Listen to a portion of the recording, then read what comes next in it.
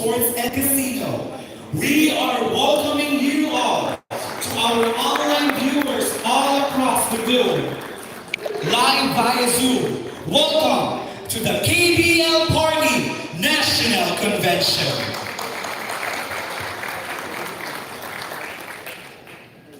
And to formally start this program, let us all rise as we grace this event with prayer and guidance from above. Let us remain standing for the invocation song to be rendered to us by Mr. Robin and Ms. Joy Guerrero, to be followed by the opening prayer of Pastor Loreto Cabanto.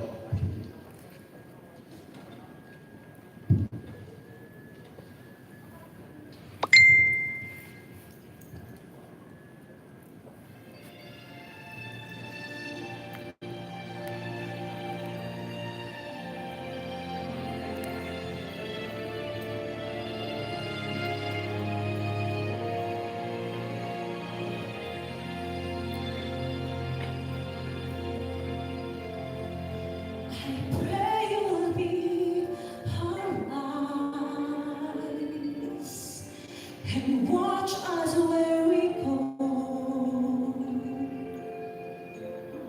and help us to be wise in times when we don't know. Let this be our prayer when we lose our way.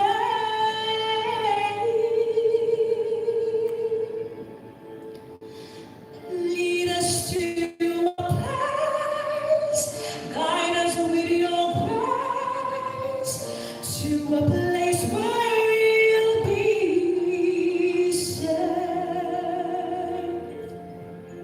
La luce che tu I dai pray we'll find your light nel cuore resterà and hold it in our heart. a ricordarci che When stars go out each la night, terra è stella sera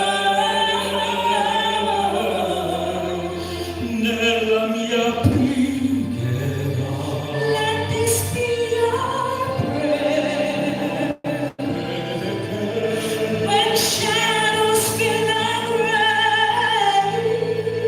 grace, Lead us to a place guide us with your grace, and sorrow will be ended, and every heart that's broken will be mended, and we'll remember we are all God's children, reaching out to touch you, reaching to the stars.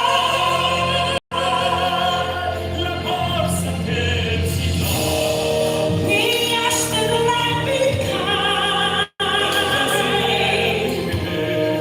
and watch us from above. We hope it's so beautified and not so too. Nagpapasalamat po kami sa buhay na dumadaloy sa amin at sa lakas ng taglay na lagi mong ipinagkakalob sa amin araw-araw. Ama naming Diyos, nagagala kami sapagkat ang aming buhay ay naipaglilingkod po namin sa mga bagay na mabubuti.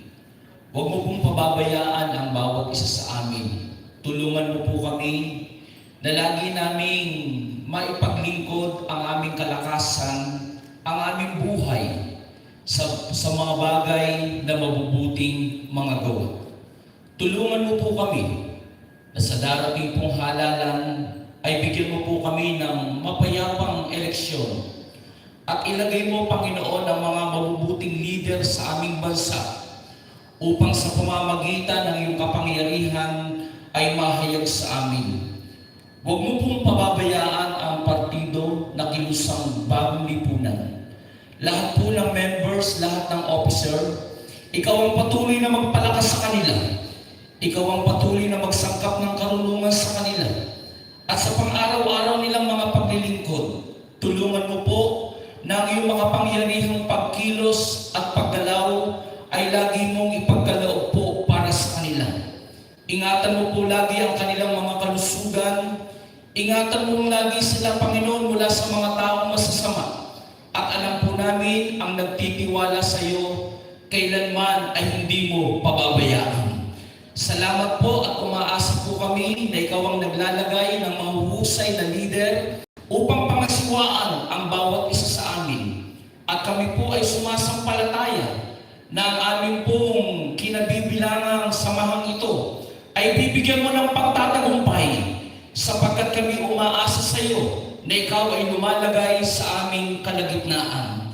Salamat po, Panginoon, at pagpalain mo po ang bawat isa sa amin at ang aming pong mga kasama na nakatuto. Tulungan mo, Panginoon, na ang iyong biyaya ay laging sumabawat isa sa amin. Salamat po, manaming Diyos. Ito po ang aming dalangin sa pangalan ng Ama at ng Anak at ng Espiritu Santo. Amen.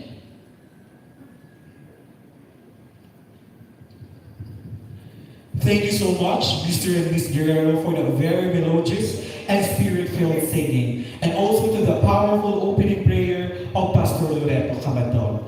Please remain standing and for us to pay respect to our Philippine flag and to showcase our nationalism and patriotism to our beloved country.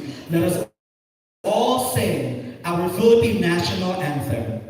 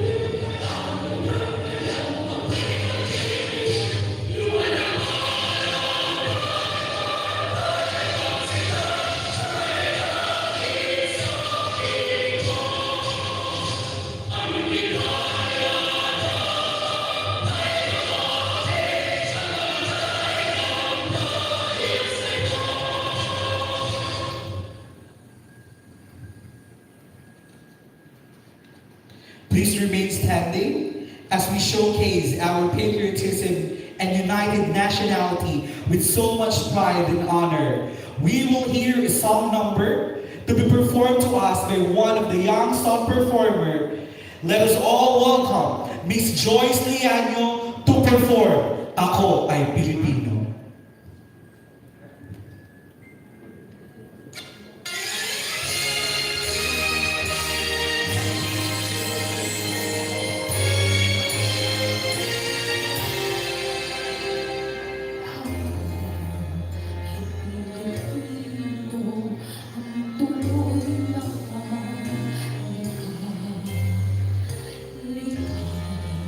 Sa aking puso,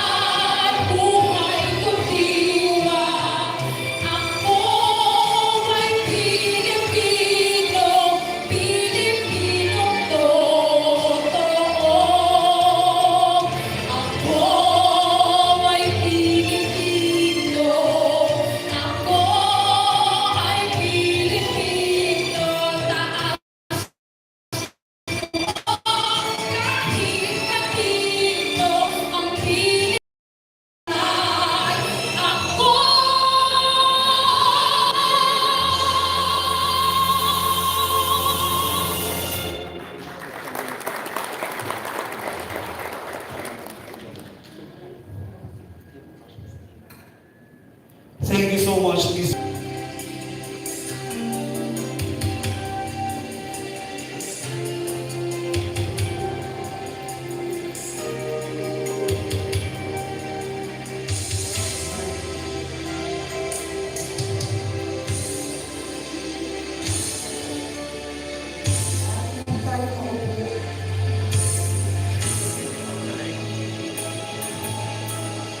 Para po ang bansa na ang Diyos ang Panginoon.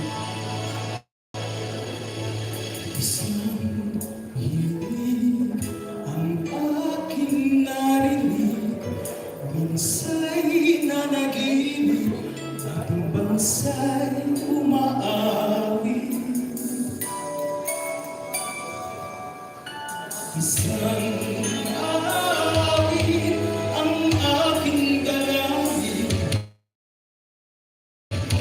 Kristiyano at Muslim, magkaisa sa awitin.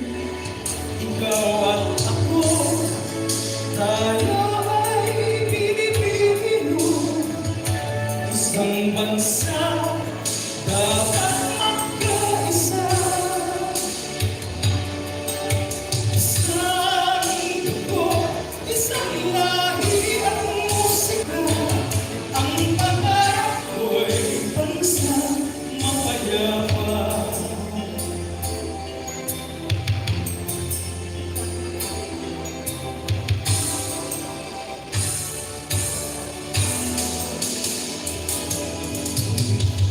Kung ang piling ko'y di naririnig, ano nga bang halaga ng buhay sa daigdig?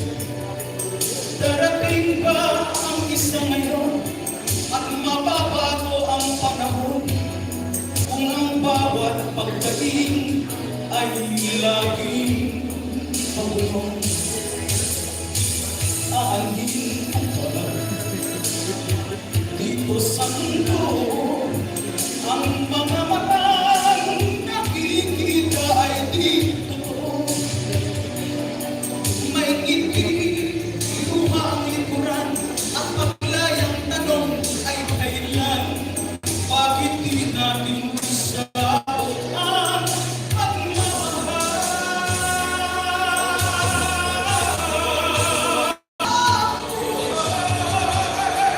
Mundo ay tunal mo ng saya, gawing makulay.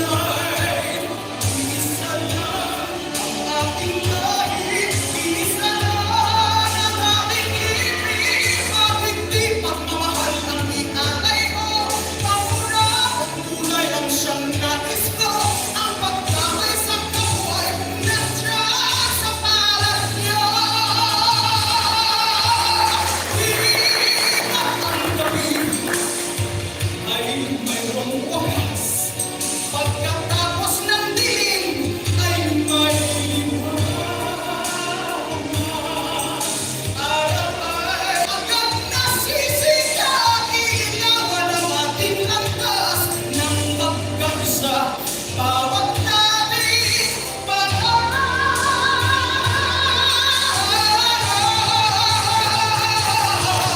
sugat mo ng tanda ang buhay. Mundo ay tunad mo ng saya, gawing makulay. Isa lang ang ating lahi, isa lang ang ating ibig. Bakit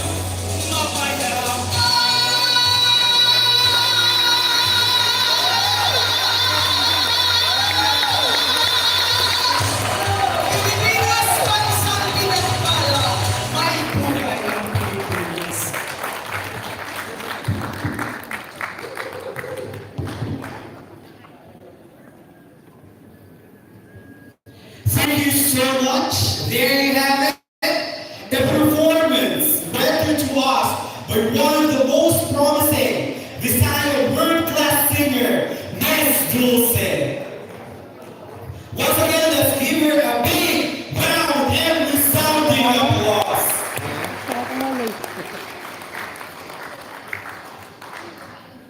And to officially welcome us in this national convention, let us all welcome a CPA lawyer and the founder of Samahang Ilocano. Let us welcome on stage Attorney Julius A. Magno to give his welcome remarks.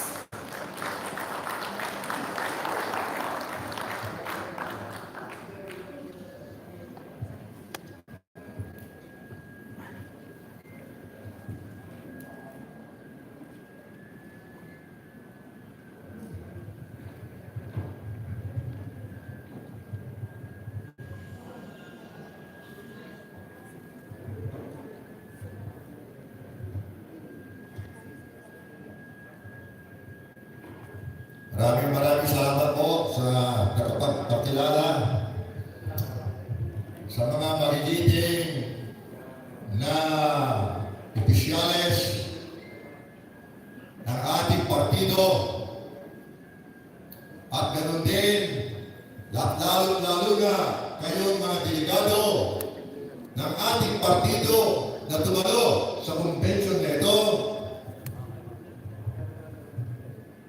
At sa ating mga bisita at mga membro ng media na kanina pang napakasipag at masayang umaasikaso po sa atin. At ganoon din po sa sambayanang Pilipino na sa ngayon maaaring sila ay tumitingin sa kanilang respective television para bantayan ang ating dominant party for the past 3 elections. I would say dominant because in the 2016 election, alam niya po kung ano ang naging resulta. At lalo na sa aming probinsya ng Pangasinan, mahigit 80% ang ibinigay natin sa ating mahal na nag-aagam-agam na Pangulo sa darating na halalan. Walang iba kundi si Bagong.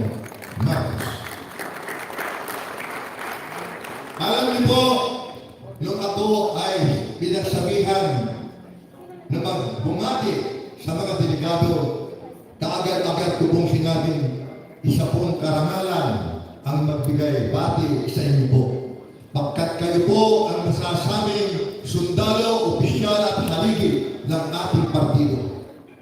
Kung wala po kayo sa ating mga lalawigan, walang masasabing kilusang ng bagong Lipunan. Alam niyo po, ako po ay pinakilala bilang International Chairman ng Confederation of Ilocano Association.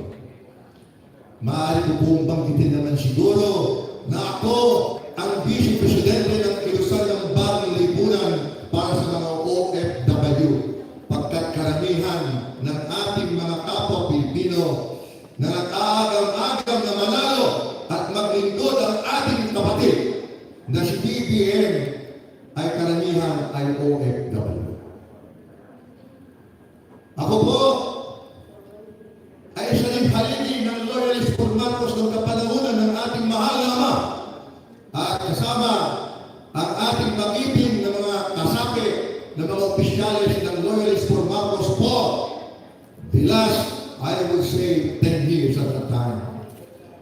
At ako rin po kasama ng aming konfederasyon at sa mga nagmamahal sa ating Pangulo ang naglingkod at nagsabing at kumilos na magtanggol sa ating Pangulo nung siya po ay winalang hiya na paalisin sa kanyang pwesto bilang Pangulo ng inyong bayang Pilipinas.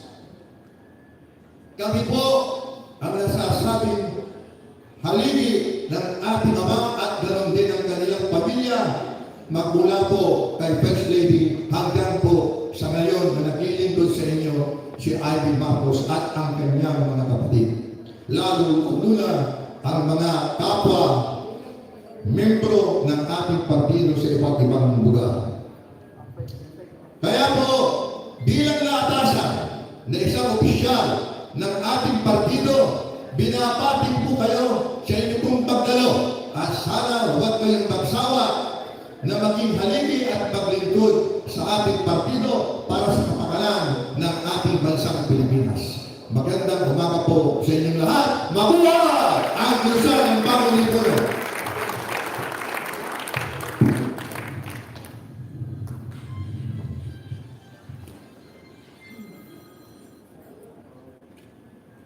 Thank you so much, Attorney Magno, for the very warm welcome speech. Indeed, he is the Secretary General and Legal Counsel of PKP-TUCP, the Chairman of the Jam Center for Human Rights and International Law, and the President of International Federation of Overseas Filipino Migrants and Maritime Workers. At this time, I would like to take this opportunity to thank everyone here in person to our national convention and to our online viewers all across the globe. Welcome to our national convention 2021. I would also like to acknowledge the presence of Mayor Mariano Marcos, our Executive Vice President, Sir Bilmore Ocampo, our President of the KBL Party, Honorable Efren Rafanan, to our National Senatorial Candidate, Attorney Lorenzo Larry Gadon, to Sir Bernard Cruzada, and to our NCA Chairman and Philippine Council. And we would like to acknowledge as well our online viewers, the KPL BIRMM Cotabato Chairman, Nashruddin Piancosay, HR KPL BARMM Ferdinand Valdez, KBL North Cotabato Nelson Oliverio, KBL Chairman Caraga Cotabato Gilbert Lloyd, Provincial Chairman Mokado Adyong Guro, KBL Caraga Region Dante Lidasan, KBL ARMM Sulu 1st District Ryan Amin, and to our board members, welcome, and we acknowledge your presence this morning to the KBL Party National Convention. And right as of this moment, as we keep the camera rolling, we will proceed with the calling of the National Convention into order. Let us call the President of the Kilusang Bagong Lipunan, President, Honorable Efren Rafanan.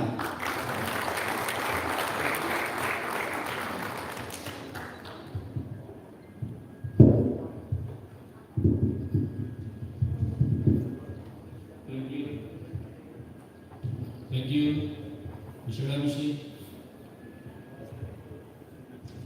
fellow party mates, guests, and members international, our witnessing the fair Zoom online, the KBL Party National Convention will now come into order.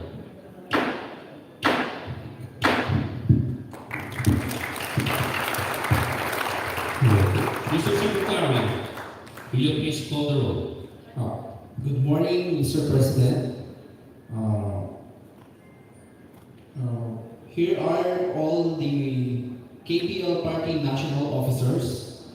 Chairman Emeritus Imelda Romualdez Marcos, Chairman and President Honorable Efren Rafanan, Secretary General Ms. Josephine Gentol, Executive President Mr. Belmore Ocampo, Deputy Secretary General Mr. David Mike Davey, National Treasurer Juan Carlo Tambio, Vice President for People Organization Ms. Alaris De Leon Gadon, and Vice President for Luzon Chris Jeff Garrido, Vice President for Visayas Mr. Ariel Sagitan, Vice President for Mindanao Mr. Butch Ostique, Vice President for BARM, BARMM, Nashruddin PM Kusai, Vice President for Agriculture,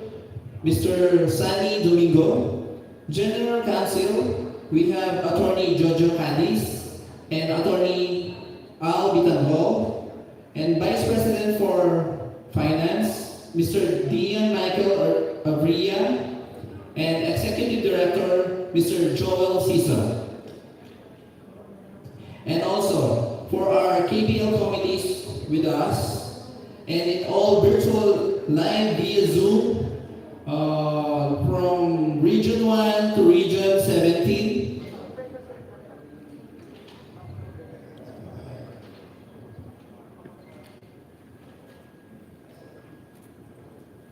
There's a quorum, Mr. President.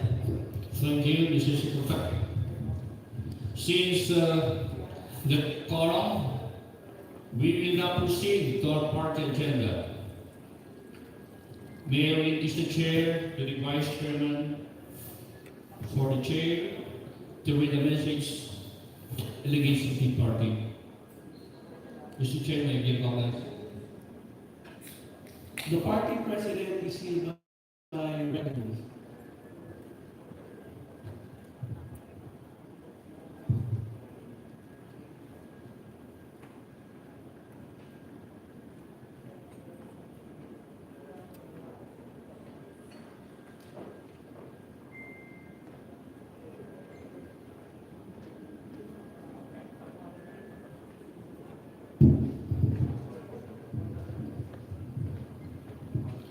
Fellow party mates, officers of this KPL party, guests, and all party members nationwide from Batanes to Zamboanga, makikita po ninyo sila kung gaano kadami ang officials and sector organizations dito po sa Zone Online. Sa totoo nga, because of social distancing, kunti lang po nandito, but this is streamed international all over the world. Nandito po. Ladies and gentlemen, this nation can be great again. Once said the visionary and one of the greatest leader of the country, Ferdinand Evelyn Marcos. And until today, though elusive, this remains the vision of this party.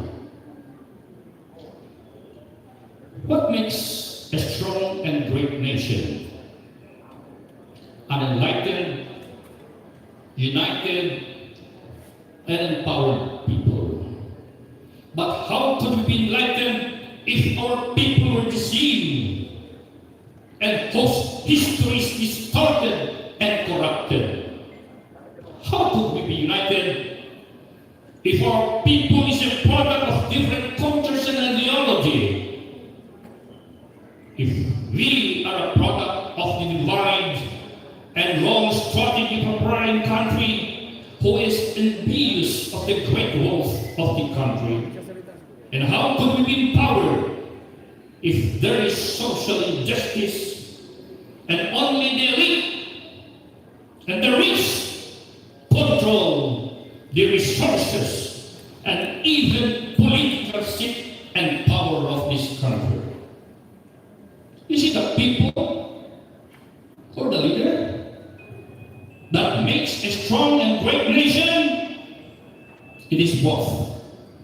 Because a good leader is produced and chosen by righteous and enlightened people.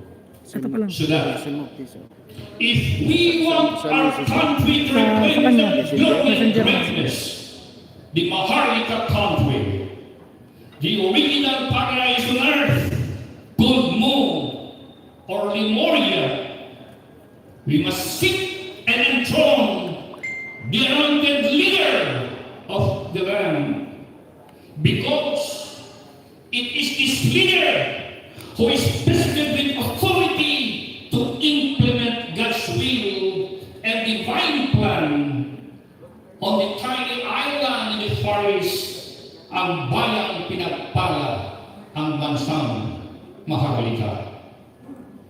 This country from the rising of the sun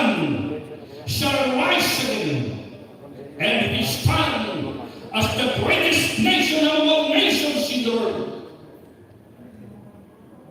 But God is a God of hope and justice. As He will, the greatest Maharlika nation shall rise again. Only with the right man who holds the key and the calling. Our leader, whom we nominate today, was emerged victorious, does not only have the legal and moral mandate, he has the spiritual and divine mandate. And what is this divine mandate? Many spiritual seers and masters declare ang bayang Pilipinas na siyang bayang mahalika, siyang bayang pinagpala. Ang mga Pilipino ay mga lahing pili at pinino, endowed with the birthright. Ito na ang matanggal ng hinihintay. Yes, the time has come to witness the fulfillment of the prophecy. Ang Pangulo na siyang iginuhi ng tadhana. He and his family have experienced experience. Once he is the son of the most powerful, respected and great leader. Yet he and his family was misjudged, humiliated in the eyes of the world, and suffered the worst, that even their liberty was denied. The Holy Book says, there's a time and season for everything. There's a time to cry, but there's a time to laugh. There's a time to mourn, but there's a time to be happy. There's a time of injustice, but there's a time to the truth. There's a time of suffering, but there's a time to rejoice. Injustice, injustice, time for vindication, and most of all, the time for the victory and comeback. The time for the victory and comeback. At mapagod tayo lahat. We are not only a witness, but an active medium to take part sa mga babalik na nakilala sa Malacanang.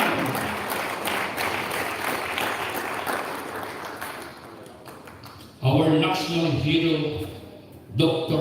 Jose Rizal says, a strong and great nation is not a gift from God.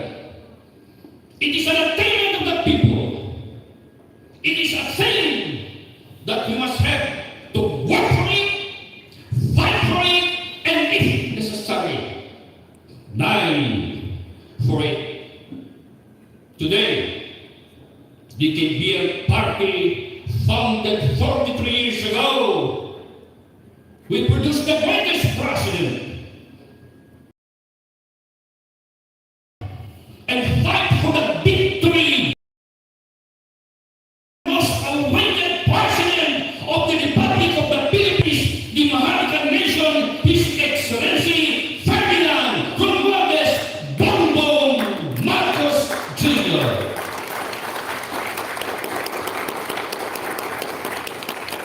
My beloved partners, my countrymen, to work and fight for the victory of BBM.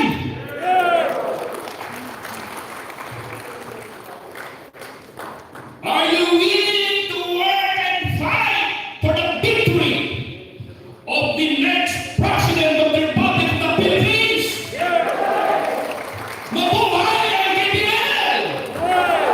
Mabuhay si Bagong as we declare today the next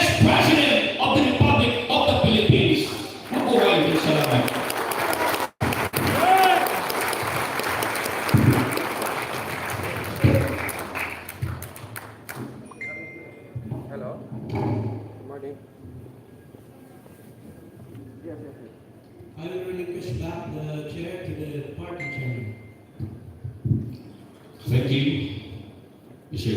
Executive Vice President. Executive Vice President.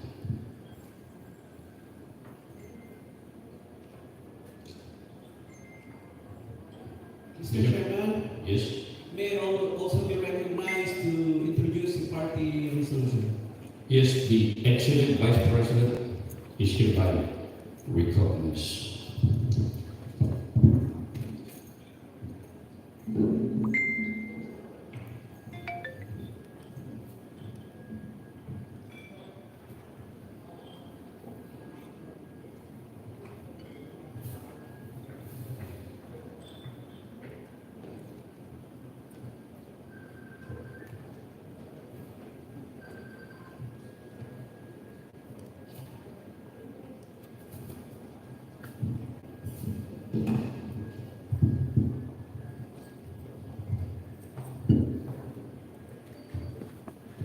A resolution of the KDL, Kilusang Bagong Lipunan Party, the National Assembly nominations and endorsing the candidacy of Honorable Ferdinand Bongbong Marcos Jr.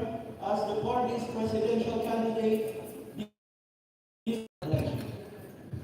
Resolution number 1, series of 2021. Whereas the KDL, Kilusang Bagong Lipunan, a registered political party recognized by the Commonwealth, is nominating its own candidates to participate in the May 9, 2022 national and local elections. Whereas the KDL party, in compliance to the Commonwealth guidelines in the selection of nomination of the candidates, the national official and members of the KDL party conducted the party's national convention at Thunderbird Resort, Binangonan, Rizal, on September 24, 2021, for the purpose of selecting and nominating its candidate for president and other national candidates.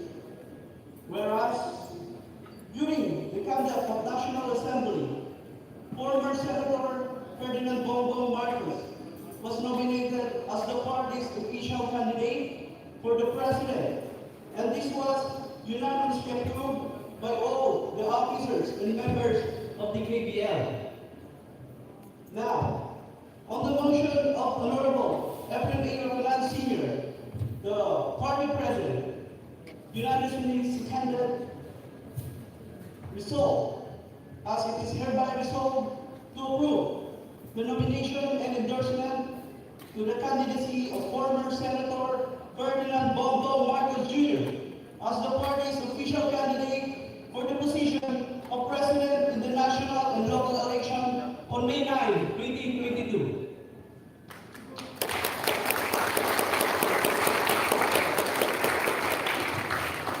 Resolved further to convey to Honorable Bongbong Marcos Jr. the resolution of endorsement and nomination for his acceptance and consideration. Resolved furthermore to nominate Larry Gadon as one of the senatorial candidates in the PBL lineup.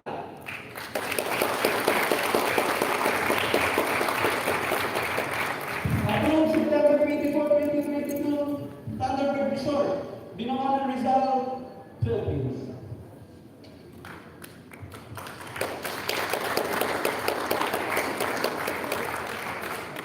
I move for the approval of the resolution, Mr. Chairman. There's a resolution endorsing and nominating Honorable Ferdinand Bongbong Marcos Jr. as the party's candidate for president and Attorney Larry Gadon as senator of the party. To those in favor, say aye. Aye. To those who object, say no. Inasmuch as there is no objection, the resolution endorsing Honorable Bongbong Marcos as the party's candidate in May 22 election is hereby approved.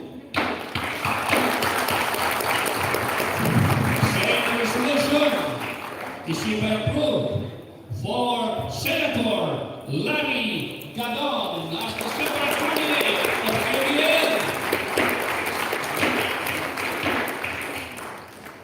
Ladies and gentlemen, party mates, may I request everybody to listen to the message of the Honorable Ferdinand Bongbong Marcos Jr.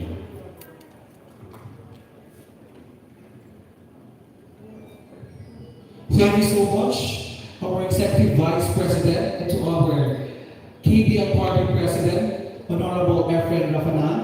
And this time, we will watch the acceptance message of our presidential candidate for the May 2022 election, none other than Senator Ferdinand Bongbong Marcos Jr.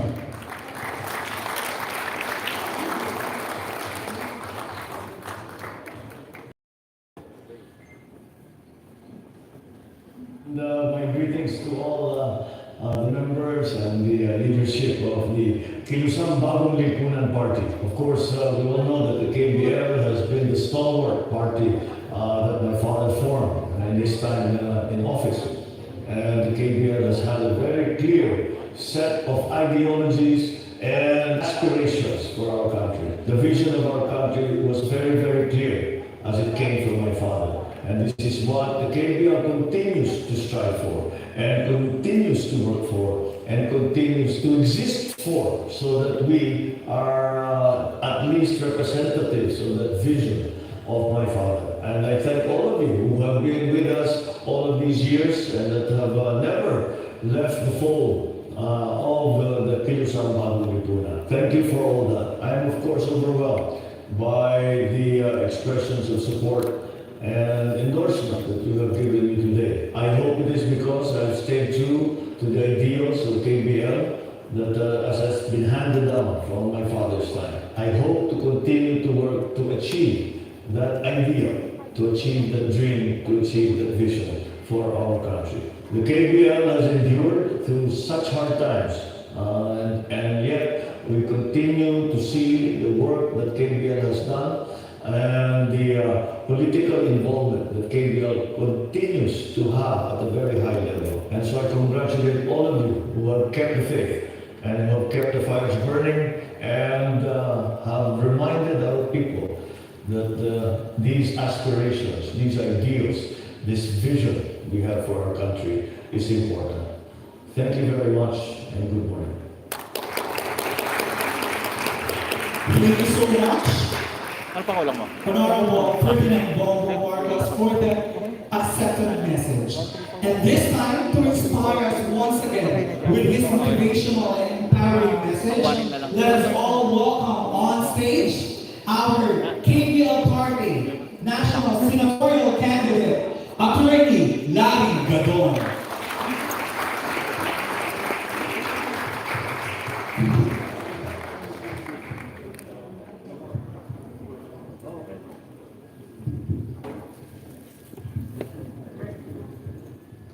Good morning to everyone.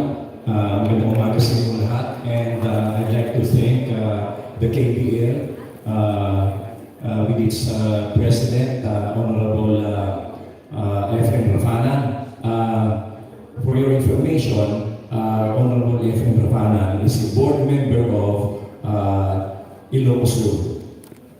And I'd like to thank also the officers and members of the KBL, and that I'd like to thank all the members here and supporters who attended this very significant event. And I'd like to thank also the media for coming over and covering this event. The KBL has remained to be a very active political party, and as a matter of fact, up to now, the KBL is considered or recognized as one of the 6 dominant parties. And that we are very much honored to be the party that will carry Bongbong Marcos to the presidency. And I'd like to thank also the KBL for nominating me as a candidate for senator. Sa totoo lang, BBM now is the strongest candidate. This is a fact. And this is the reason why the Aquinos and the Yelos are doing everything to discredit Bongbong Marcos with rehashed issues of martial law and the alleged stolen wealth. But they haven't realized that the Aquino appointed, the Aquino-controlled Sandigan Bayan has dismissed all the ill-gotten cases against the Marcoses. Walang kahit isa lumusot, despite the fact that these Sandigan Bayan justices were appointed by the Aquinos, despite the fact that the Sandigan is controlled by the Aquinos, that dismiss lahat ng kaso. This only means that lahat ng sinasabi nilang mga kasinungalingan kay Presidente Marcos at sa pamilya nito ay pawang mga basura. Lahat yan ay propaganda at lahat yan ay kasinungalingan. Kaya ngayon, a lot of majority now of the Filipinos have realized that all of these are propaganda, all of these are brainwashing, all of these are indoctrination of the Aquinos and the Yelos. In fact, they have their propaganda against the Marcoses. Marcelo Museum. Nakakatawa ito sapagkat though is operating this so-called Ateneo Marcelo Museum,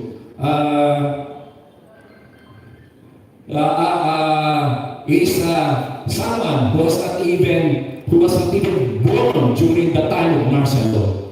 I am very sure that this fellow is a communist and a scholar of National Democratic Front. The only reason why this Marcelo rehashed issues are being resuscitated is because the NDF, the Aquinos, and the Yelos are very afraid. They are now shivering that Bongbong Marcos is the strongest candidate. In a survey in Central Luzon done by Congressman, Bongbong landed with 27% survey score. And the next is 20%, and the next is 18%, and 11%. And I will not mention the names. In an internal survey in Angeles City, Bongbong got 28%, and the second is 18%, with a 10% margin. And even in the survey conducted by the Liberal Party, Bagong came out number 1. Kaya takot na takot sila sapagkat ang nangyayari dyan, kapag sila ay pagka nakaupo na si Bongbong Marcos, lahat ng kasinungalingan nila, all their narratives about the martial law, about the ill-gotten cases, about the human rights violations, all of this will be refuted and all of this will be proven to be lies, propaganda, and indoctrination. You might wonder why DF and the Communist Party is still rehashing these issues. Ganito kasi yan. Ang mga MDF, sila ang nakikinabang sa bilyong pera na nakakalap ng NPA because the NPAs are extorting money from businessmen, from big corporations, and the ones that are benefiting from this are the members of NDF. Ito yung mga tao to, hindi sila yung nasa bundok, hindi sila yung mga nandyan sa pakikipaglaban. Sila, ito yung mga komunistang professor sa UP, mga komunistang pare, at mga komunista na mga editor ng mga dyaryo. All of these people are benefiting from this continuous barrage against the Marcoses because they have to keep the revolution alive by keeping these NPAs so that they can continuously export money from the businessmen and big corporations. Yan lang ang dahilan kung bakit nila lagi pinapaulit-ulit itong issue dito sa martial law, itong issue sa mga Marcoses. Kasi pinagkakakitaan nila. You would wonder why some of the professors in UP who only teaches 2 or 3 subjects, how do they survive? Because they are getting money, because they are getting paid by the National Democratic Front. Also the same with this NUPL. Most of these lawyers are no client, no case lawyers na nagpupunta lang dyan sa NUPL kasi palagi silang may sweldo galing sa NDF. And the same also with the flag lawyers. Some of them are really true to their calling that they want to defend the oppressed. But most of them are communist paid. They are getting money from the communists. And this is the reason why until now they are rehashing these issues of martial law, these human rights violations, pero hindi nila binabanggit yung mga human rights violations of the Aquinos. No? What happened to the 7 union presidents of Hacienda Lucita? Lahat patay. What happened to the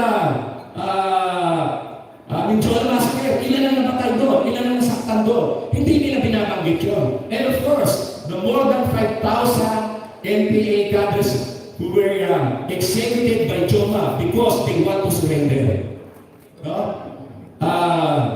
Nabuhay lamang ng NPAs niyan at yung mga martial issues niyan dahil kasi they are so afraid na lahat ng kasinungalingan nila, lahat ng pati-indoctrinate nila, lahat ng pambibrainwash nila sa mga taong bayan ay mapapatunayan na lahat yan ay kasinungalingan. In fact, if you will read the social media now, even the post of Bam Aquino, which I spell as B-U-M, even the post of Bam Aquino, lahat tinutulig sa, lahat kinukontra siya. Na sinasabi na mas maganda pa ang buhay natin noong martial law. And these people who are, itong mayroong isang nag-TikTok na isang mataba, na pangit na babae, na ang sinasabi niya ay yung marami ng inutang during the time of Marcos dahil na sa mga infrastruktura. What would life be?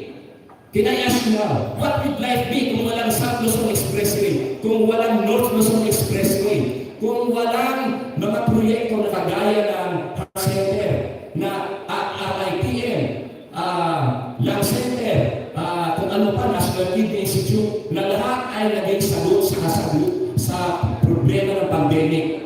Kung wala yung mga yan, ano ang buhay natin ngayon? Kung pupunta ka ng Baguio, maglalakad ka? Pupunta ka ng Batangas, maglalakad ka? Ganun ba? Yun kasi ang isip ng Aquino. No? If you will notice, lahat ng proyekto ni Marcos noon ay isinantabi. Hindi itinuloy. And that is the reason why we are so lagging behind compared to other Asian countries. Unang-unang nagkaroon ng Pilipinas ng light rail transit, yung LRT-1. At natapos yun noong 1992 at dapat ang lahat ng mga 7 routes of LRT ay dapat ay by 1995 or 1996 ay natapos na. Ano naging sanhin yan? Katakot-takot na traffic.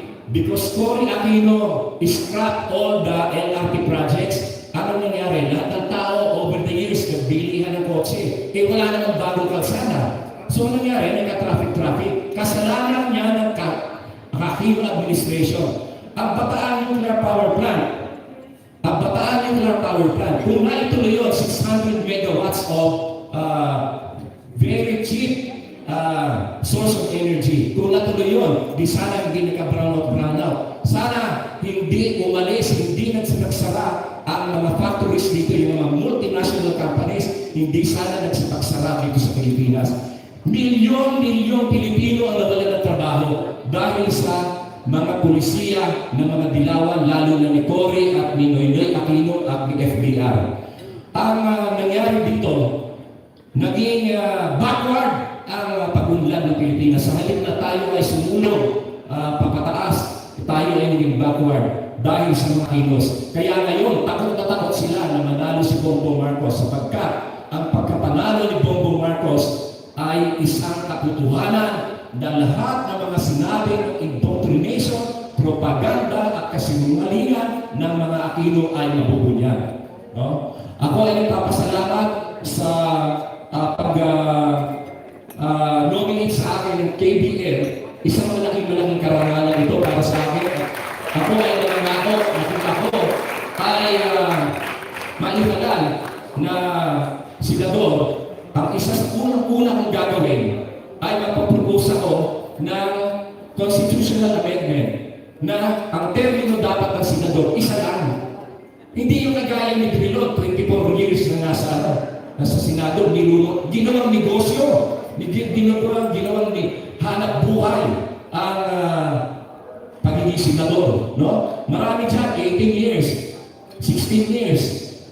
Kung talagang ikaw matalino ka, kung lalo kang abogado na kagaya ni Grillo, kagaya ni Pangilinan, no? Kung talagang matalino kayo, sa loob ng 6 na taon, marami kayong legislation na magagawa ng makabubuhan. Naka-24 years ka, nandiyan ka pa rin. Araw na itulong niyo sa bayan. Wala. At papalitan dapat ang Constitution ay magkaroon ng direct form of investment. The 1987 Constitution ni Cory Aquino, it was of the oligarchs, protection of oligarchs niya. Dapat kung nagkaroon tayo ng foreign direct investment, dapat ay mas mauna tayo. Look at Hong Kong, look at Singapore. Do they mind that foreign investors are on their lands? Hindi. And actually, ang laki ng agwat nila sa atin. Kasi meron di allow foreign investment. And dapat, ang isang pagbabago sa Constitution that I will propose is the one slate of President and Vice President. Dapat ang President at Vice President, isang ticket lang. The vote for the President should be a vote also for the Vice President. Para hindi kagaya ng nangyayari dito. Ang Vice President ay bangayan ng bangayan at wala na ginawa kundi siraan ang ginagawa ng administrasyon. Kasi gusto magpabida. And another legislation that I will propose is the lowering of the electricity or energy. Paano natin pwedeng gawin yan? Sa ngayon, tututulan talaga yan ng oligarko. Pero there is a formula for this that everybody will be happy. The citizen will enjoy a lower rate of electricity, and at the same time, the oligarchs will be happy with the return of investment by putting a cap and putting a limit on the revenues that they can get, on the profit that they can get. Ang ayaw lang naman nila, yung total ay tanggalin mo. Pero kung yan, ay bibigyan mo ng magandang compromise yan, we can do it. Kaya sa ngayon, ang nangyayari, the Filipinos are the model slaves. We are the model slaves for working hard only to pay for the basic utilities like electricity, water, toll gate, gasoline, lahat yan nagmahal, kagagawan ng mga dilaw. Kaya yung pagbabalik sa Malacanang ng isang Marcos ay isang signalis na magkakaroon ulit tayo ng magandang buhay. Mabuhay si Bongbong Marcos! Mabuhay ang KBL! Maraming salamat.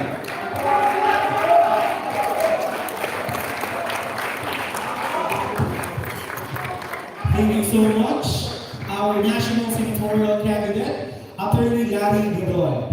And for us to hear another fraternal message, let us welcome on stage the former congressman of Abacata Party List, Honorable Jonathan De La Cruz.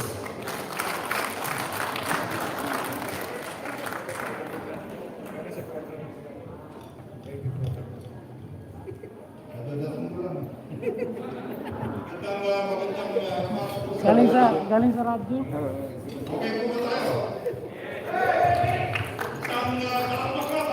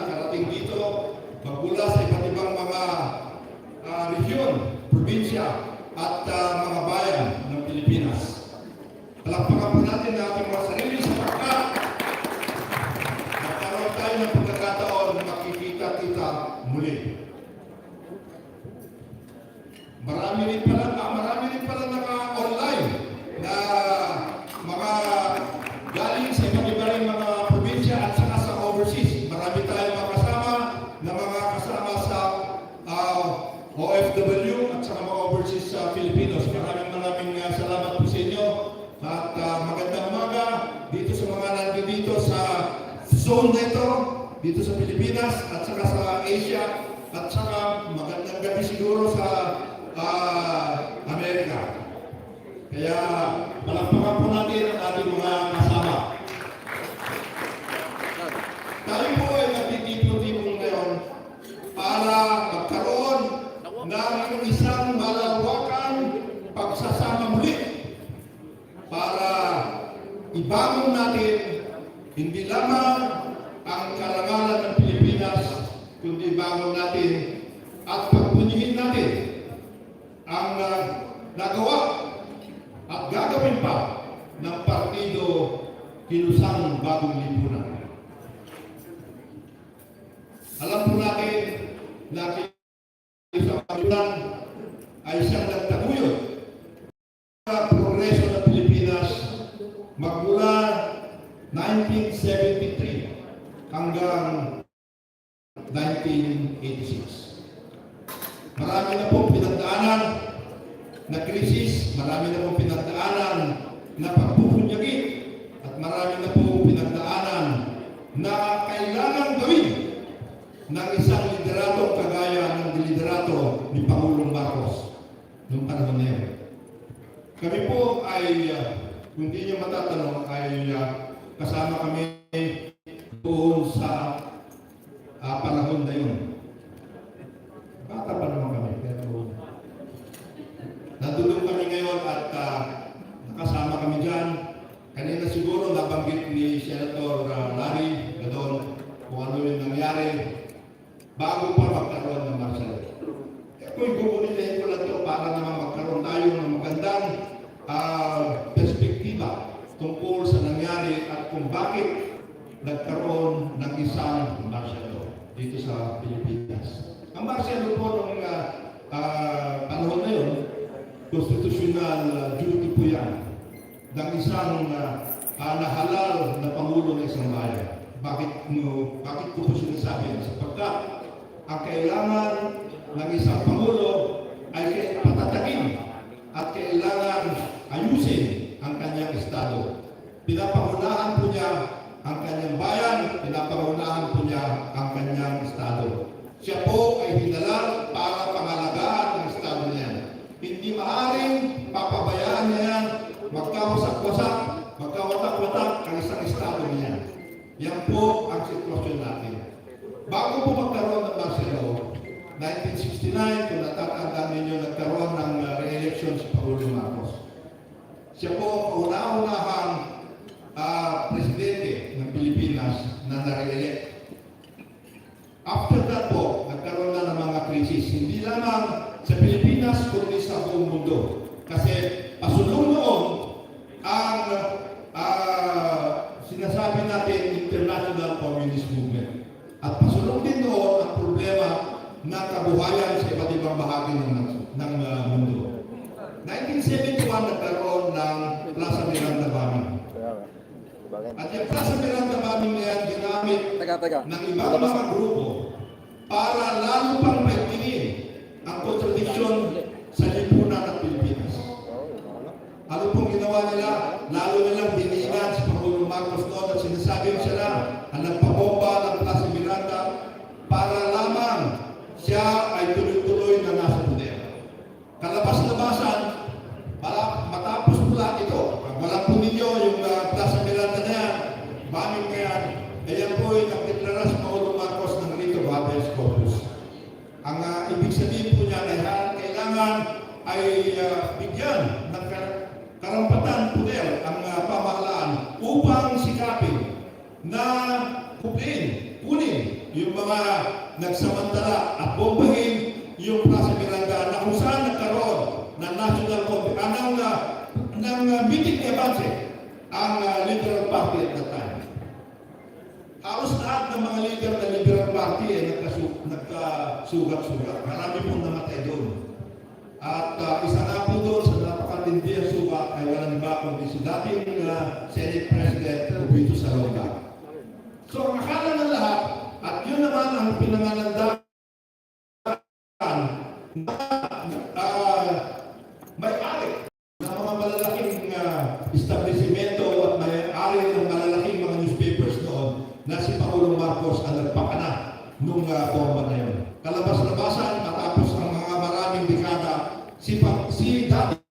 Senate President Jovito Salonga mismo ang nagsabi na sa kanilang pagtingin at sa kanilang mismong pagsasaliksik ang nagpagulupo ng Plaza Miranda Babing ay ang Communist Party of the Philippines. Pero ginawa po nila na istorya ni Pangulong Marcos ang gumawa nun. Kaya nagkaroon ng sunod-sunod na yun. At sunod-sunod ng demonstrasyon, lahat, etc. Ang estilo no ay papabagsakin ang nakatayong gobyerno ng Pilipinas na pinangungunahan ko ng Pangulong Ferdinand Marcos. Kaya po nagkaroon ng pag-iisip ang Pangulong Marcos noon at inisip niya kung papayagan niya na tuloy-tuloy yung gano'n na mangyayari sa Pilipinas, babagsak ang Pilipinas. Meron po tayong communist insurgency, meron po tayong secessionist movement sa Mindanao, at meron criminal activities, at siyempre mga oligarko at that time ay talagang gusto na nila ang pabagsakin sa Pangulong Marcos. Kaya bilang presidente, ang kanyang responsibilidad, ang kanyang mandato ay kailangan patatakin niya ang Pilipinas at kailangan salbahin niya ang Pilipinas sa pagkabatak-batak. Yan po ang istorya bago nagkaroon ng martial law. Ngayon, marami po nagsasabi kanina binamaging Senator Galon tungkol dito sa nangyari na may mga human rights violations, etc. etc. Tayo po ay nalulungkot. Nalulungkot po tayo sapagkat nagkaroon ng ganyan na mga nangyari. Pero ang isipin po natin, gera po yun eh. Gera po yun. Lahat ng mga sumali doon, alam nila sa kanilang isip na sila'y sumasali sa isang bakbakan, sa isang gera. Kami po ay naging mga aktivista rin noon. Sumali po kami, nais po natin, maganda po ang layunin na mga aktivista rin noon. Ang gusto natin, baguhin natin ang Pilipinas, ayusin natin ang ating bayan, wakasan natin ang pagmamalupit ng mga lugar ko at saka yung mga naghahaling ulit at ayusin natin ang ating kabuhayan bilang isang bansang matatag at matiwasay. Nagkataon na napasukan po yan ng marami ng mga ideologya, kasama na po yun ideologya ng komunismo at nagtatay. Hirap na hirap po ang buong mundo kasi nagkakaroon na ng domino effect dito sa Asia mismo. At pati ang Amerika ay tinayunan ang pagdideklara ni Pangulong Marcos ng martial law sapagkat natatakot sila na Pilipinas ay magiging isa sa mga maapektuhan ng domino ng pagsulot ng komunismo sa buong mundo.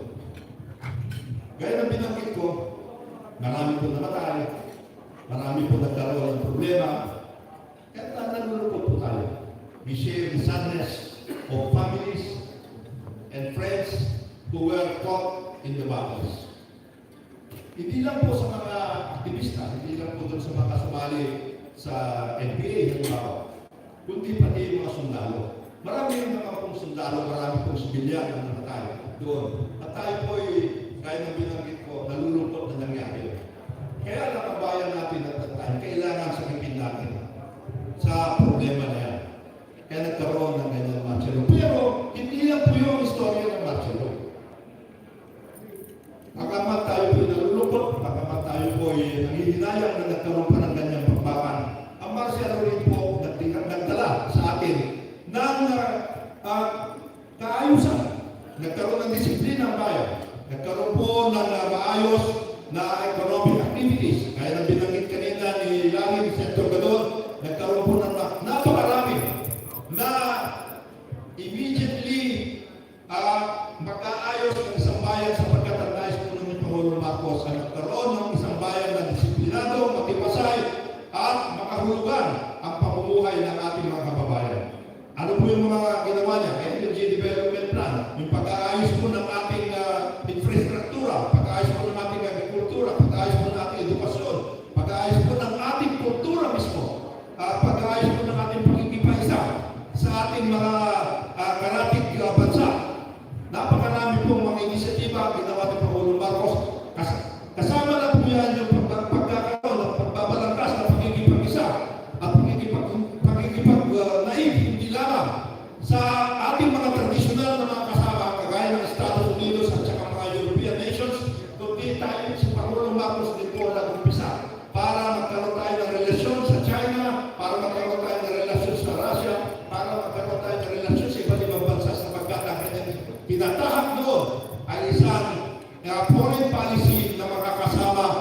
ng buong mundo ang Pilipinas at makakasama tayo bilang isang matatag at mahusay na bayan sa community of nations na sinasabi natin.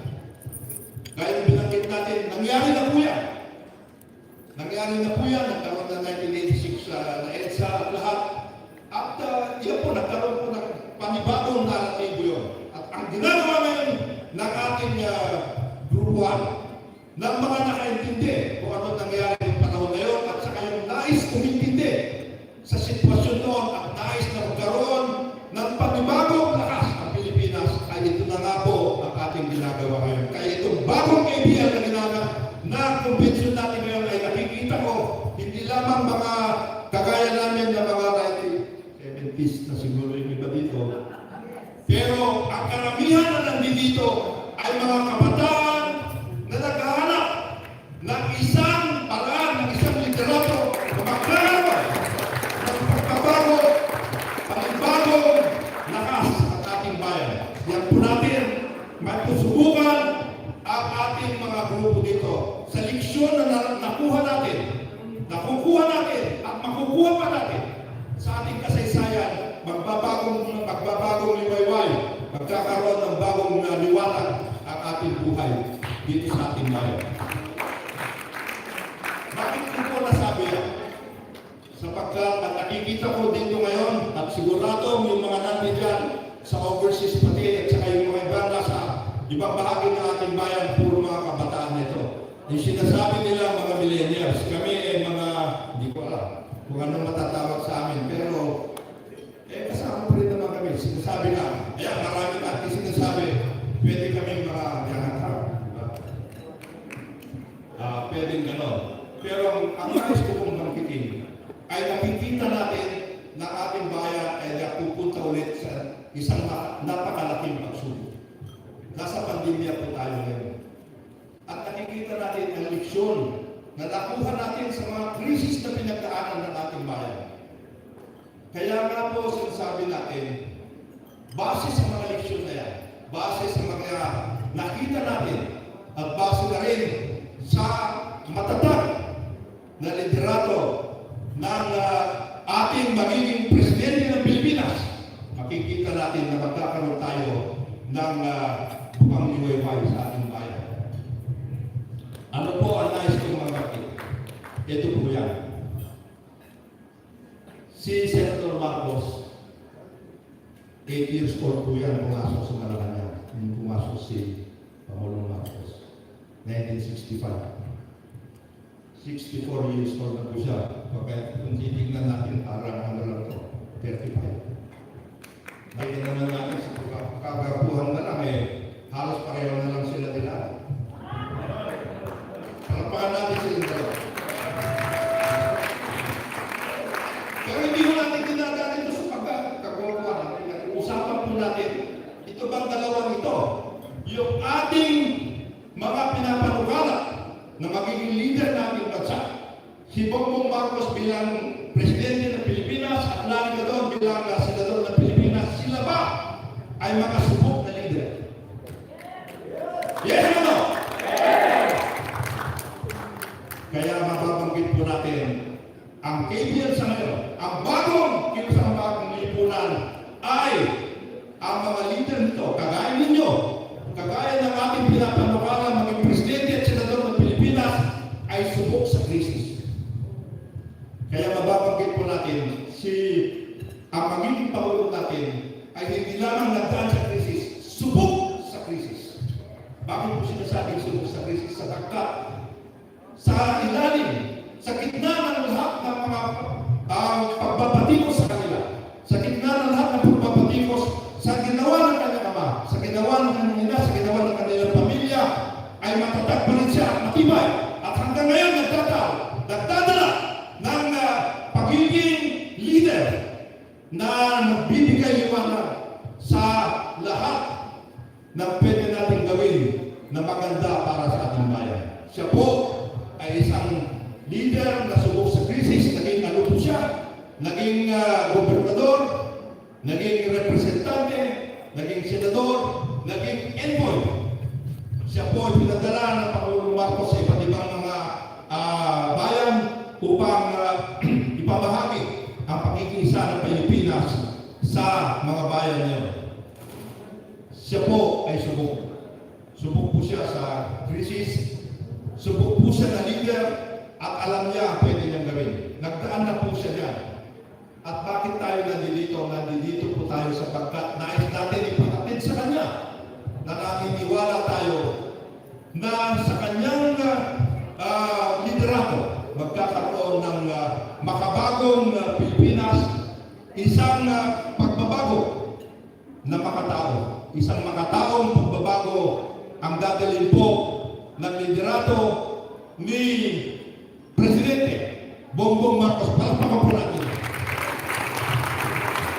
Ano po ang ibig sabihin niya? Naintindihan po niya ang problema ng bayan. Una po, nakikita naman po niyo siguro yung kanyang mga vlog. Nababanggit niya doon. Sa tayo, anong gagawin natin? Nandito tayo ngayon sa krisis ng pandemya. Uunahin po natin ito. Ano po ang kanyang gagawin dito? Meron po siyang mga pinapanukala. Meron po siyang pinapanukala para tayo makaahon sa pandemya nito. Ano pa po ay mga nababanggit niya? Nababanggit po niya yung tungkol sa pangangailangan sa kalusugan, nababanggit niya pangangailangan sa agrikultura, nababanggit niya pangangailangan para sa pagkain, nababanggit niya pangangailangan para sa infrastruktura at iba pang mga pangangailangan, basic na pangangailangan ng bayan. Pero maliban pa po doon, ang importante po ay magsasama-sama tayo para iahon natin ulit ang ating bayan. Nakita naman po ninyo siya. Bagamat siya ay binabatikos, bagamat ang kanilang pamilya ay binabatikos, ay hindi po siya, hindi po natin siya naringgan ng isang salita man lamang ng benggansa. Hindi po, wala po sa isip niya na may benggansa. Wala. Makikita po natin siya, napakahinahon, alam niya na hindi dapat ginagawa yun sapagkat ang nais natin, sama-sama po tayo, iisa po tayong bayan, iisa po tayong bansa na nangangailangan ng pagkalinga sa ngayon at ang kailangan tayo lahat ay magsama-sama. Hindi po siya nagsasabi na ito, ganito dapat, hindi po siya naninira. Kung may mga iba na ang tingin nila ay masama ang mga naging patakaran o nagawa ng mga proses, ang sinasabi niya palagi, nangyari na po yun. Tayo nalulungkot kung masama man ang nangyari doon. Kaya lang, nangyari na po yun eh. Wala na po tayo magagawa sa ngayon. Ang kailangan natin sa ngayon, magkikita-kita tayo, magsasama-sama tayo. Tuhatin natin ang isang landas na makakatulong sa atin para bumangon muli at magkaroon ng panibagong bukas para sa ating bayan. Yan po ang kanyang tinatahak sa ngayon. Hindi po siya tumitingin na kailangan binggansahin ko ito, kailangan lipulin ko ito. Hindi po gano'n. Ang ating pinag-uusapan sa liderato ng ating magiging Pangulong Bongbong Marcos ay pagkaisahin ang bayan. Lahat ng mga naging problema ng ating bayan, kung sila man ay nagkamali, nagkaroon man ng mga problema dati, ay leksyon po ang ating pag-uusapan. Anong leksyon natin dito? Para hindi na natin maulit yung mga pagkakamali kung meron man. At para ang ating panibagong ayusin at ang ating pag-ibayuhin ay yung mga magagandang nangyari sa ating bayan. Sapagkat sa ngayon, ang kailangan po natin ay isang bayan nagkakaisa, isang bayan nagkakaroon na panibagong bukas at isang bayan na magkakaroon ng pagbabago at pagkunlad na makatao para sa ating mga kababayan. Yan po ang isang nais natin iparating sa ating mga kababayan kung nasan po sila sa overseas at sa kayong mga nandito sa ngayon. Kung maaari po, kayo naman po ibabalik sa inyong mga lugar, sa inyong mga probinsya, sa inyong mga bayan. Yan po ang ating sana ay maipahatid sa ating mga kababayan. Isang matatag na liderato, isang lideratong subok sa krisis, isang lideratong hindi mapagbenggansa, isang lideratong naghahanap ng pagkakataon para mapag-isa ang ating bayan, at isang lideratong naghahanap ng pagkakaisa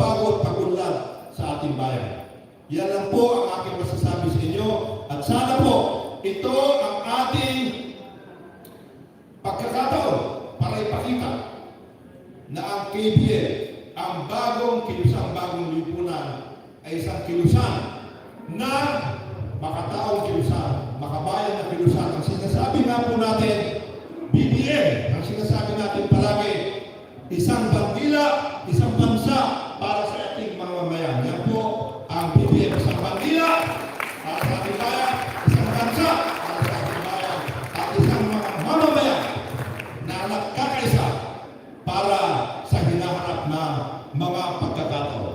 Yan po ang masasabi ko at nagpapasalamat po kung binigyan niyo ako ng pagkakataon na nakapatay sa inyo. Tuloy-tuloy po natin ito sapagkat umpisa pa lang po ito. Tayo lang po ay ating pinaparating sa ating magiging presidente, sa ating magiging senador. Pinaparating natin ang taus-puso natin pag-iisa sa kanila na sana harapin natin ang bukas sa nagkakaisa, harapin natin ang bukas na matatag, disiplinado para mapanalo ang ating mga kandidato. Hindi lang ang ating mga kandidato, kundi ang ating mga pinagpipitagan, pinag-aayos na programa ng bayan para sa hinaharap natin lahat, para sa isang matiwasay, disiplinado at makahulugang bukas para sa ating mga mamayan. Maraming salamat po sa inyo. Tuloy-tuloy po natin ito at sana pagpalain po tayo ng bayan na bayan. Maraming salamat po.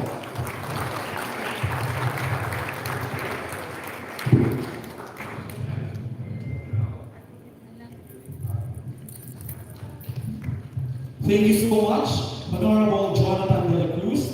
And this time, we will soon be hearing inspiration message coming from the National Director of Kalinga Party List, Sir Lorenzo Cabanto.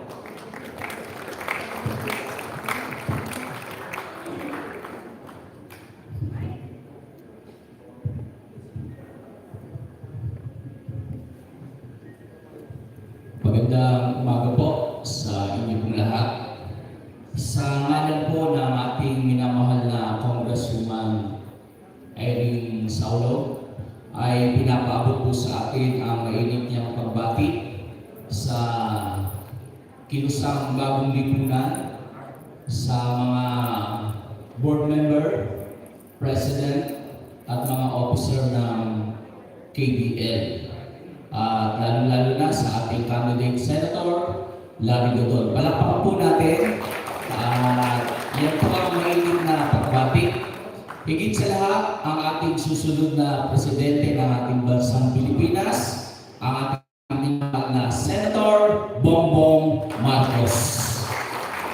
Kaya ang ating mahalagang Congresswoman Kate Saulo ay nagpapabot po ng pasasalamat sapagkat ang Kalinga Party List ay siyang na taong paglilingkod at ito po ay nagpapatuloy sa ating panahon dahil ang Kalinga Party List ay subok na nag-aalaga sa ating sambayanang Pilipino.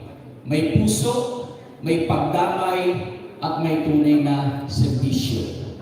Hindi lamang po sa salita, kundi lagi pong ginagawa. At katunayan, siya po ay nais na makarating sa daan ito sa dahilang napakarami pong ginagawa ay pinapaabot na lang po ang kanyang mainit na pagbati sa ating KBL.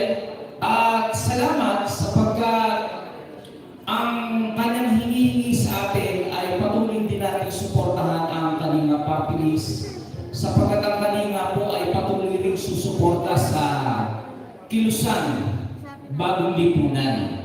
At salamat kung tayo may motto na this nation will be great again.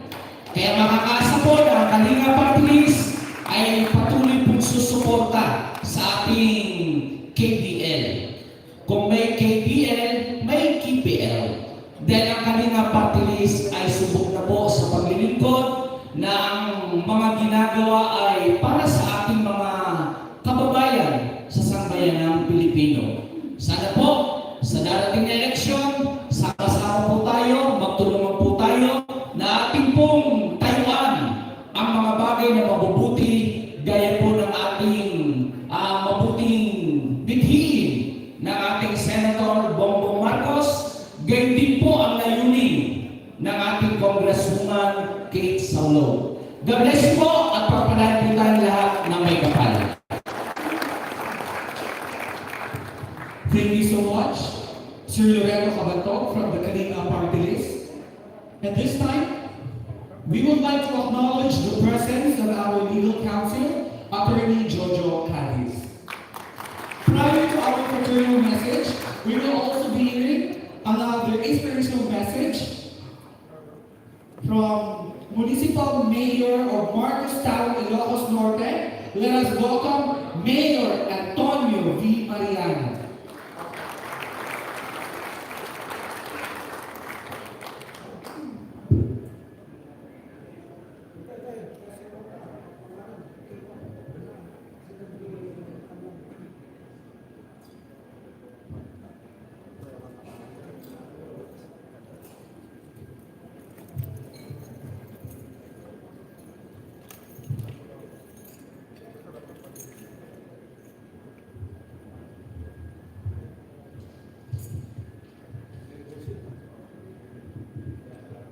Good morning sa ating lahat.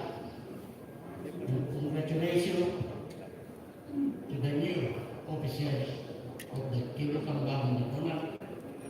And again, congratulations to the whole party, KBL, for choosing and nominating former Senator Bagong Marcos as the party nominee of President.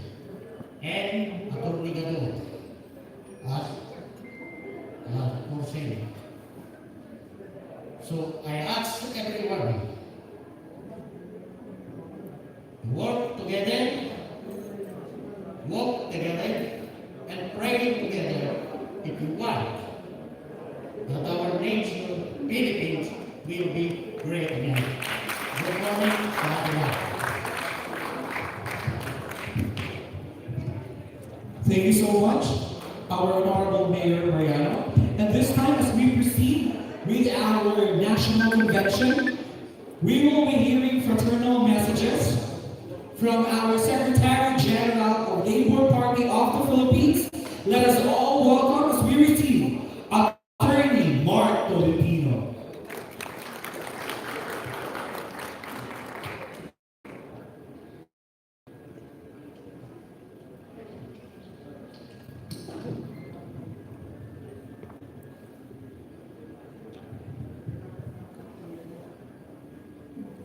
Good morning to Congressman Jonat at sa lahat ng mga members ng KBL, to our Senator Larry Gadon, and to our President-to-be, the next President of the Republic of the Philippines, Senator Bagong Marcos. By the way, in behalf of the Labor Party of the Philippines, by the way, that is the 5th biggest party of the Philippines. Nandito po kami to express our support and to join with KBL for the support of Bagong Marcos for President and Senator Larry Gadon for Senator of the Republic of the Philippines. Hindi lang yan. Not only the Labor Party of the Philippines, but also yung lakas manggagawa ng Pilipinas will also support Senator Bagong Marcos for President and of course Senator Larry Gadon for Senator of the Republic of the Philippines. Hindi lang yan, meron pa. Yung aming party list, yung Aasenso party list, nanalo noong 2016, hindi po nakalag noong 2019, and hopefully, with the support of Labor Party, with the support of KBL, with the support of Bagong Marcos and Senator Larry Gadon, Censo Party List will also support BBM for President of the Philippines and Senator Larry Gadon. Why Bagong Marcos? Why Larry Gadon? And why? Because why Bagong Marcos ang aming supportahan for President of the Philippines? First, nakita po namin yung pagmamahal niya sa bansang Pilipinas.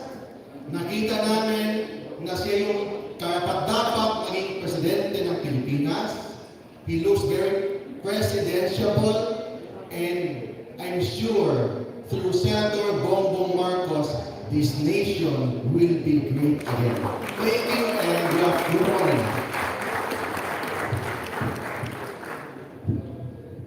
Thank you so much, Secretary General of the Labor Party of the Philippines, Attorney Mark Tolentino. And this time, we will also be hearing another fraternal message coming from the Secretary General of Kapisanan ng Pamilyang Pilipino. Let us all receive with warm appreciation, Attorney Al Bitangkon.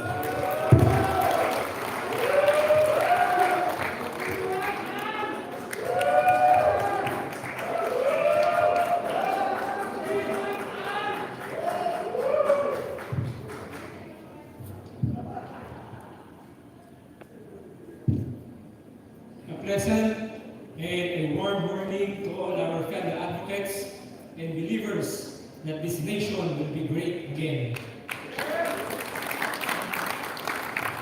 Isang magandang umaga sa ating mga kasama na naniniwala na ang bansang ito ay magiging dakilang muli. Isang pagbati sa mga opisyal ng Kilusang Bagong Lipunan, sa ating kaibigan Congressman Jonathan de la Cruz, sa aking mataling na kaibigan, Attorney Larry Gadon, at sa lahat ng mga kasamahan natin dito, lalong-lalo na po sa media. I will be reading a fraternal message of support and endorsement on behalf of the Lipunan Pamilya Pilipino, its Chairman Emeritus Don Ramon Pedrosa, its National Chairman and President Dr. Rick Colencio IV, and its million-strong members. Babasahin ko po ang isang pangpapatirang mensahe ng pagsuporta at pagkatig sa ngalan ng Katipunan Pamilya Pilipino, iginagalang ng Tagapangulo Don Ramon Pedrosa, Pambansang Pinuno at Pangulo Dr. Rick Colencio IV, kabilang ang mahigit 1 milyong lakas na kasapit nito. The Philippines had returned to its status as the sick man of Asia, the worst state it could be since the 1970s.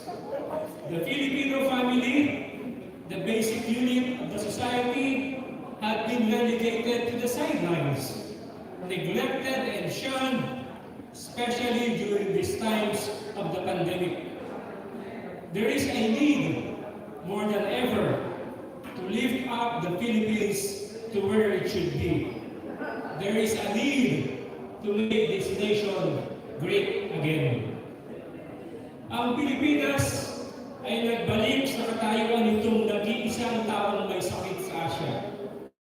Pinakamalubhang antas magmula noong dekada 70. Ang pamilyang Pilipino, ang pangunahing bahagi ng lipunan, ay natapon sa isang gabi na pabayaan at kinalagdaan lalong-lalo na nitong panahon ng pandemya.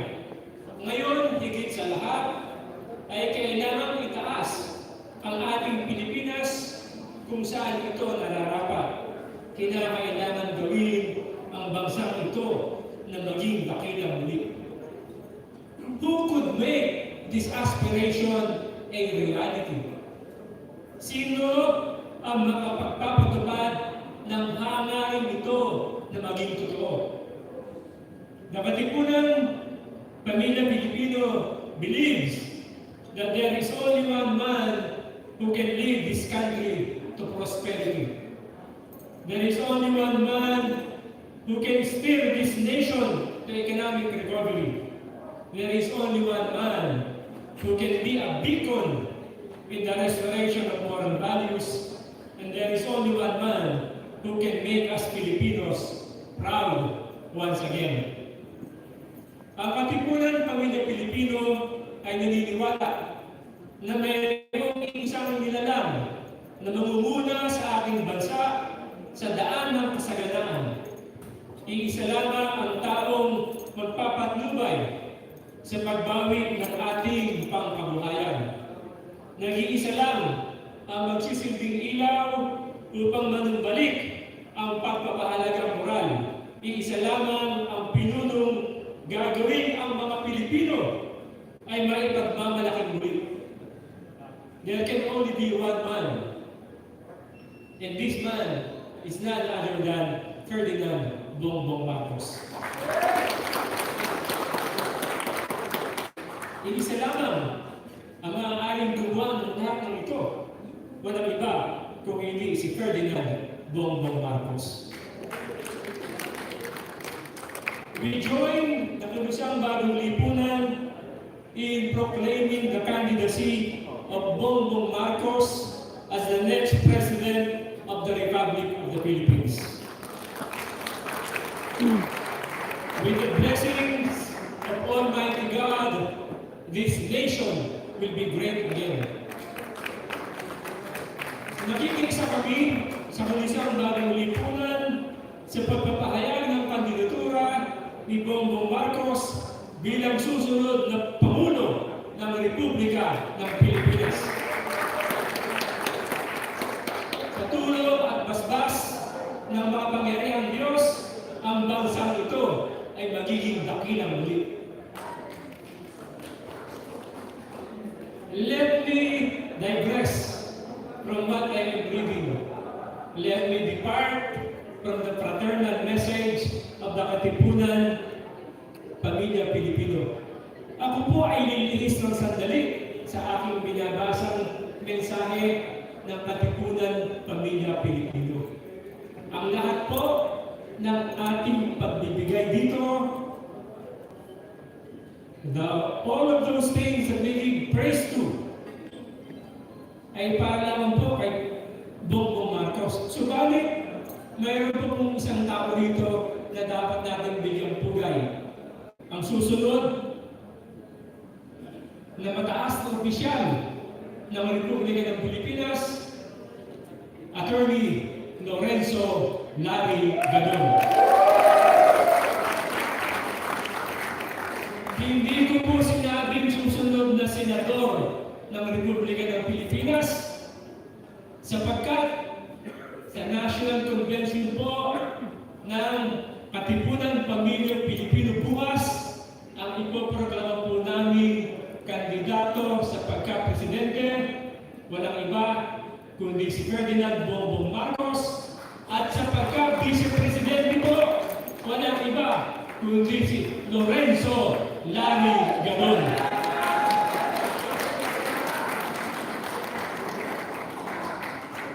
Mabuhay po tayo lahat. Mabuhay ang Pilipinas. Maraming salamat po.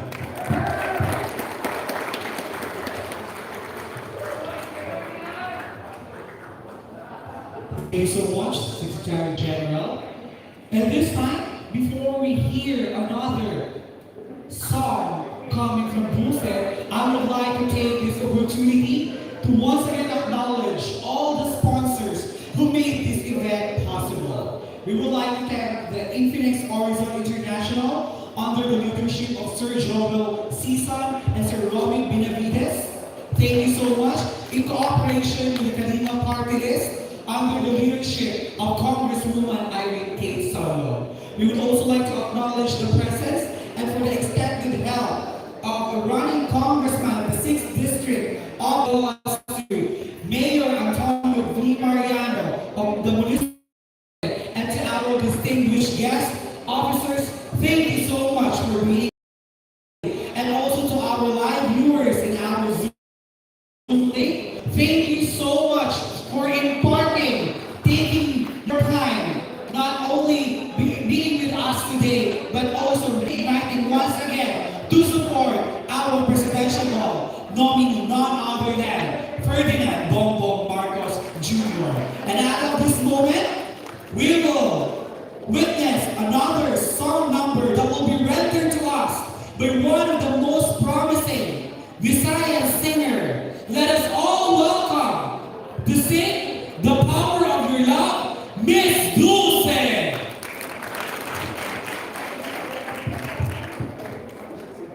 Alam ko kung saan ako promising.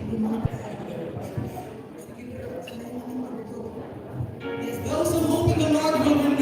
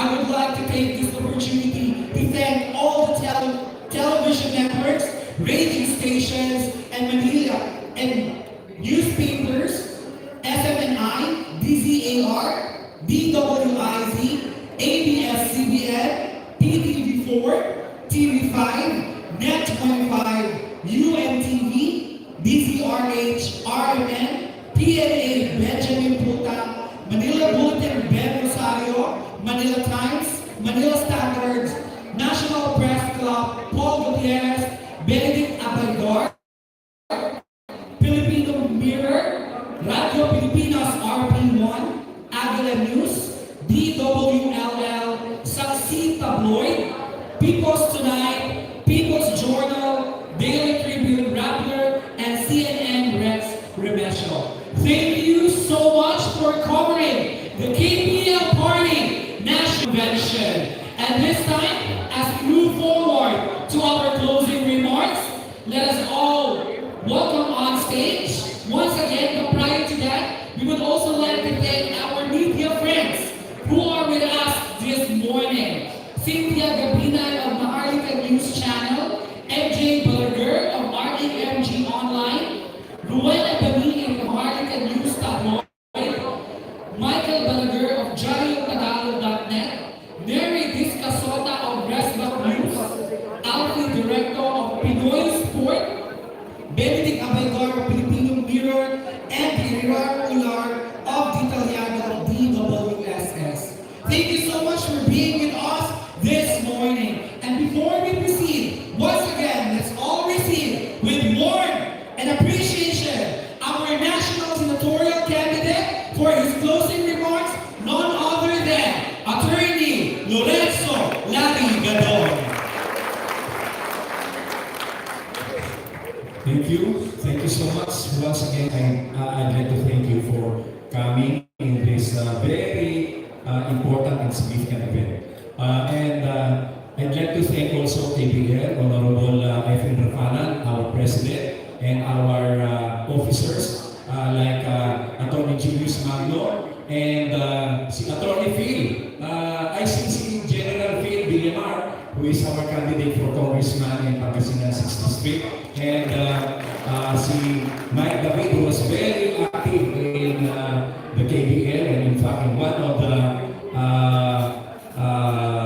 organizers of this event, and also our Secretary General Pia J. Gandol, no?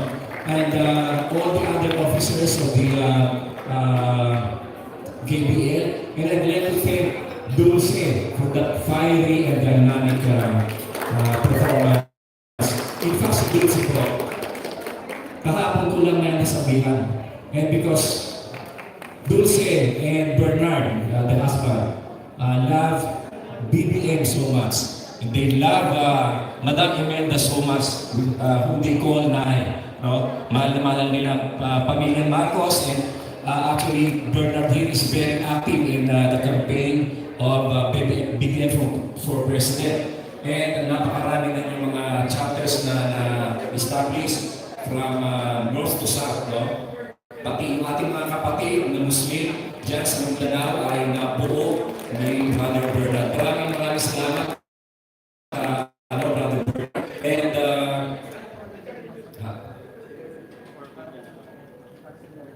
And of course, we would like to thank also Kalinga, yung party list na subok sa pag-alaga, pagdamay at serbisyo. Mabuhay kayo, Kalinga, at maraming salamat sa inyong pagtulong dito sa event na ito. And as I have said, napakarami ngayon ng mga kakampi at kaalyado ni BBM at ng KBL. As a matter of fact, Attorney Alvin Dacol, the Secretary General of Kapisanan ng Pamilyang Pilipino, kilala niyo naman siya. He is the former General Manager of MRT, who was made a sacrificial lamb by the Aquilos and the Aquino administration. Siya pinaratangan ng kasalanan sa pangalan wala naman sa kanilaman. Ay, Attorney Larry Gadon, ay sasabi na talagang si Atty. Al Vitacone is ang biktima ng Aquino administration at siya ay walang kasalanan. Hindi ko isusugal ang pangalan ko sa pagsabi na wala sa kasalanan kung si Atty. Al ay meron na gawang mali. Malakas ang kandidato ngayon. At ang isa pa nagpapatunay ng malakas ang kandidato. Maraming salamat, Atty. Al, sa iyong pagpunta dito at pag-express ng fraternal support to BBN and to ABN. And I'd like to thank also the Labour Party of the Philippines sa pamumuno ng Secretary or Secretary General na si Atty. Mark Tolentino, who was the former Undersecretary of the OTR. And yet, nandito siya sa atin, nagpapahayag ng kanilang suporta. Ganon din ang Partido Federal ng Pilipinas.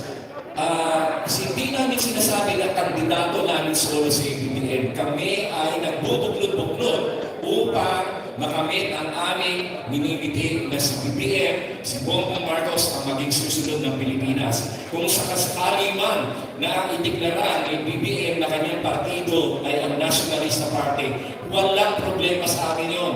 Hindi kami magkakaroon ng problema dyan sapagkat patuloy kami magbubuklod-buklod ang KPN, ang KPP at ang Labour Party of the Philippines upang at ang Partido Federal ng Pilipinas upang isulong ang kandidatura ni Bongbong Marcos. Lahat tayo ay magbubuklod-buklod.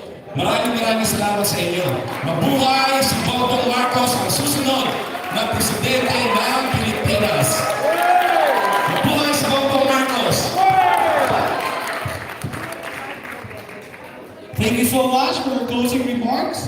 Our senatorial candidate, Attorney Lorenzo Lali Gadon. And now, before we're going to end with our closing prayer, I would like to take as well this opportunity to once again thank our major sponsors for making this event possible. Infinix Horizon International under Sir Joel Cisan and Sir Romel Benavides in coordination with the Kalinga Party List under the leadership of Congresswoman Kate Saulong. And also to our security, the React Padayon Elite Group. Thank you so much for maintaining our event hall safe and sound for our participants. And for now, before we proceed with our much-awaited lunch this afternoon, let us all stand as we close this program. Let us call on stage Pastor Sammy Bagka.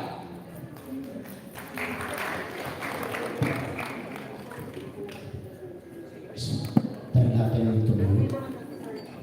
Panalangin natin na malalapit na eleksyon. Naniniwala tayo na kasabihan, Vox Populi, Vox Dei. Ang boses ng tao ay ang boses ng Diyos. Ang eleksyon ay napakahaba. Hindi madaling pakikipagbaka ito.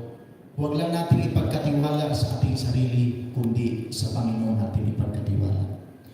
Dakilang Diyos na mahabagin sa lahat. Sa umagang ito, nagagalak kami sapagkat may mga taong tumatayo na gusto ng pagbabago sa aming bayan. Panginoon, dalangin namin mula sa mga kakandidato ng pagkasenador si Atty. Larry Gadon at ang aming magiging susunod na presidente. Kung loloobin mo, Panginoon, na may pagkaloob mo, walang binitibay ang aming susunod na Pangulong Bongbong Marcos.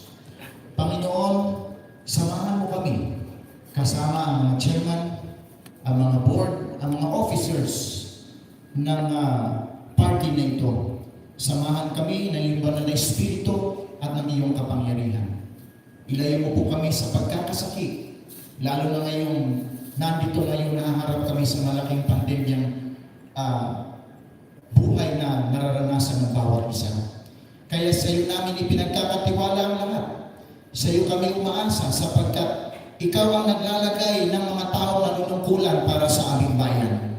Pagpalain mo po ang bawat isa sa amin sa umagang ito. Sa iyo po ang kapurihan sa pangalan ni Kristo Jesus. Amen. Thank you so much.